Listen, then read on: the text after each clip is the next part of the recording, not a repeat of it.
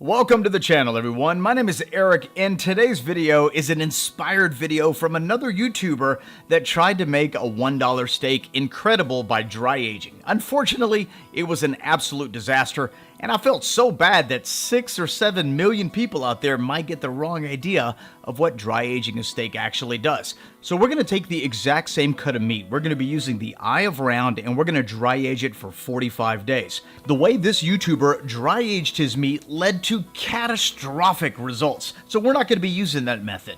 We're going to be using dry aging steak wraps, which is a different way to dry age your meat.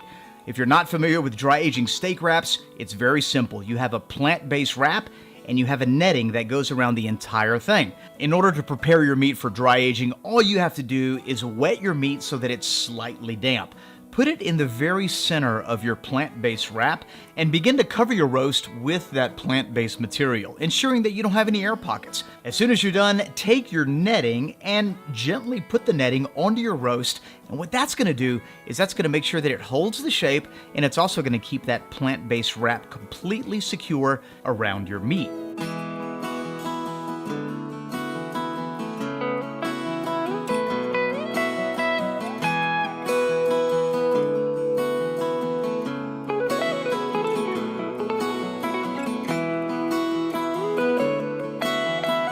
Now that our roast has been completely wrapped in that plant-based material and securely fastened with that netting, we're going to put it in our kitchen refrigerator in an area that gets airflow both on the top and the bottom, ensuring that it's not touching anything else. At this point, we're just going to wait. For this project, we're going to wait 45 days. And now that 45 days have passed, we're going to remove it from the refrigerator, and there's a couple things that you're going to notice when you dry age a steak for 45 days properly. The smell of your dry aged steak is going to smell slightly cheesy, slightly nutty, maybe a hint of truffles. It's going to smell pleasantly funky. There should be no foul smells whatsoever. The feel of a 45-day-old dry aged piece of meat should be firm but pliable. When I press on it with my fingers, it should have some give. Also, the color of your dry aged roast should have its natural colors but magnified. So it should have ruby, dark red, slight hints of brown around the fat area, and this is what your dry aged steak is going to look like. If you're dry aging meat at home and your piece of meat is hard like a rock, or it's dark black or dark brown, then something went horribly wrong, and there's a good chance it won't taste right. At 45 days, you're also going to notice some small striations of mold and salt, and this is going to help add to that cheesy, nutty flavor that typical dry aged meat is known for. The longer you let your meat dry age, the more that flavor becomes pronounced, but this right here is what your dry aged piece of meat should look like. So let's cut it open.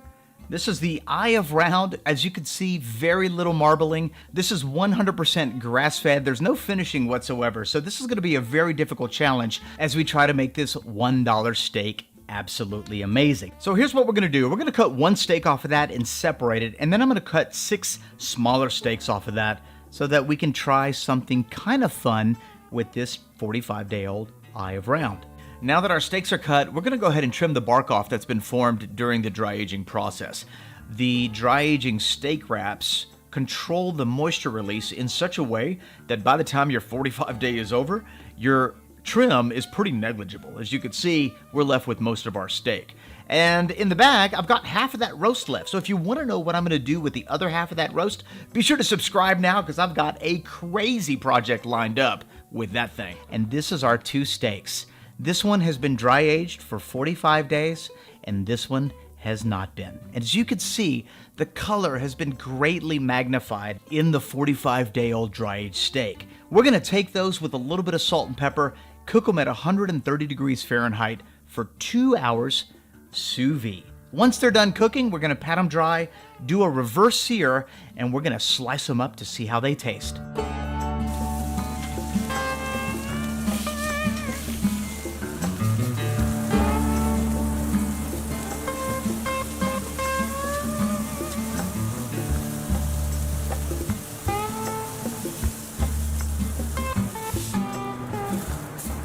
All right, we're going to go ahead and slice these up and see how they taste. And it's important to know that dry aging isn't alchemy. It's not going to take an eye of round and turn it into a filet mignon. So the idea of dry aging is that the natural enzymes are going to break down the fibers of the meat in the first couple of weeks, causing the meat to be more tender. The rest of the dry aging process is all about flavor. So let's give it a taste. This one is the control, little salt and pepper, 130 degrees, eye of round. Down the hatch. It's very chewy. It's an eye of round. It's a very tough muscle to work with. Not a great steak to eat like a steak. This one has been dry aged for 45 days, and truth be told, I'm not expecting anything extraordinary. As you can see, it's incredibly juicy, but that has less to do with dry aging and more to do with how we cooked it. So if your steak comes out really, really dry, it's probably been overcooked. But here we go. Let's go ahead and taste this piece of meat. There's a slight noticeable difference of tenderness between the one that's dry aged and the one that's not, but it's not so incredible that it would make me want to dry age this to eat it as a steak. What's greatly improved though is the flavor, so let's take this eye of round and make it incredible. And here's how we're going to do that. We're going to take those 6 steaks that we just cut and we're going to turn them into cutlets, because let's face it, we're working with an eye of round. That means you're either cooking it as a roast or you're using alternative means to tenderize it.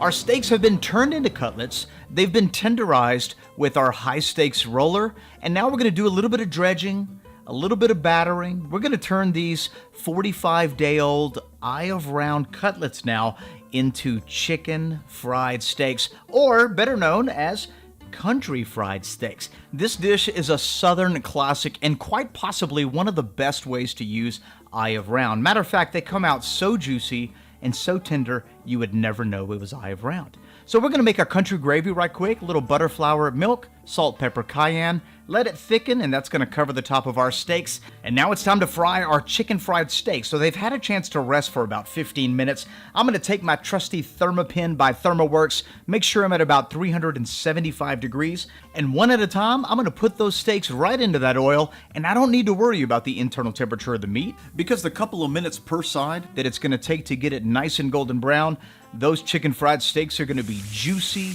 tender, flavorful, and absolutely incredible.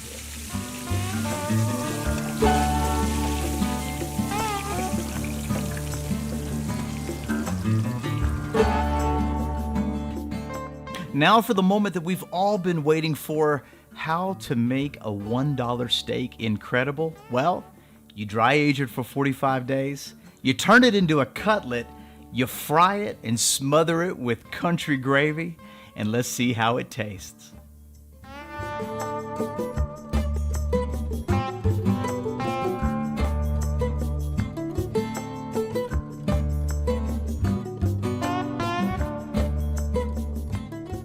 Wow, that's absolutely delicious. The flavor of the dry aged meat elevated this chicken fried steak to something absolutely incredible. The tenderness was obviously achieved through making the cutlet and by using the high stakes roller, but the flavor, what an incredible flavor for this dry aged $1 steak. And that's how I take a $1 steak and make it absolutely incredible. If you got any crazy ways to take a $1 steak and make it amazing, leave it in the comment section below. If you're new to this channel, subscribe, like, share, and comment. We post new videos every week. We'll see you next time.